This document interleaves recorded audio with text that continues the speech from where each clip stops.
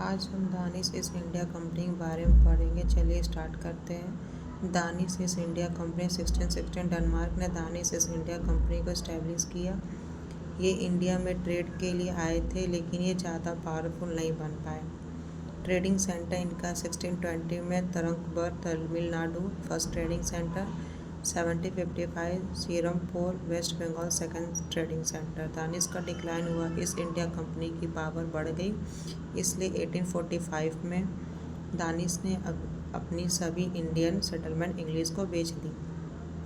कुछ exam facts से देखते हैं। 1616 Danish East India Company, 1620 Tranquebar first trading centre, 1755 Serampore second trading centre, 1845 Danish settlement English को बेच दी। सेकंड पॉइंट पढ़ते हैं, फ्रांस इन इंडिया। 1664 में फ्रांस की फाइनेंस मिनिस्टर जेन बैप्टिस्ट कॉलबर्ट ने इस्टेब्लिश किया था। इनका मेन था इंडिया में ट्रेडिंग करना। ट्रेडिंग सेंटर इनका है सूरत, मसूलीपट्टनम, चंद्रनागोर, पुडुचेरी। फ्रांस का इम्पोर्टेंट हेडक्वार्टर बन गया था Puducherry. Dupleix Joseph François Dupleix France का इम्पोर्टेंट गवर्नर था।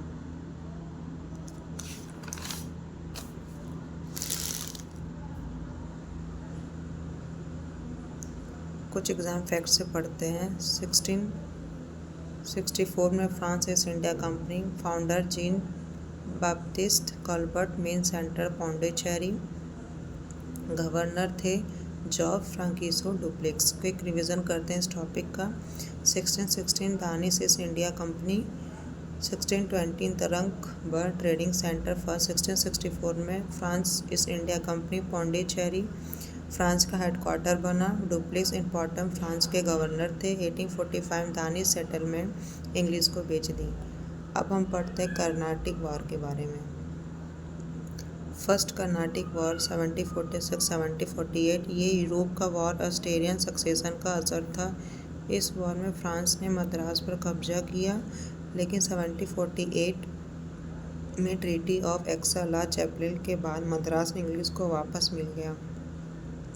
एग्जाम फैक्ट्स से याद करते हैं। 1746-1748 फर्स्ट कर्नाटिक वॉर, फ्रांस ने मद्रास पर कब्जा किया। 1748 ट्रीटी ऑफ एक्सा चैपल हुआ।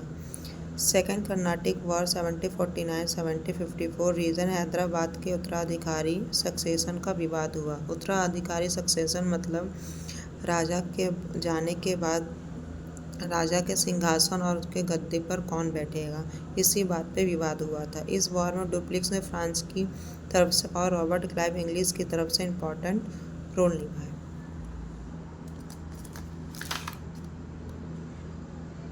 कुछ एग्जाम फैक्ट्स से पढ़ते हैं। 1749-1754 second Carnatic war, duplex France, Robert Clive English. Third Carnatic war 1756-1763 English के 7 ईयर वॉर का हिस्सा था। इस वॉर में इंग्लिश ने फ्रांस को हरा दिया।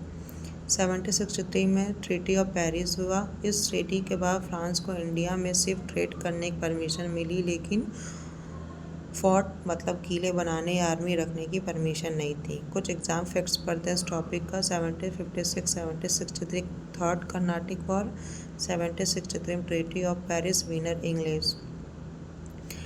आज हम लोग का advent and European chapter complete हो चुका है। अब हम नेक्स्ट वीडियो में नेक्स्ट चैप्टर पढ़ेंगे। Thank you.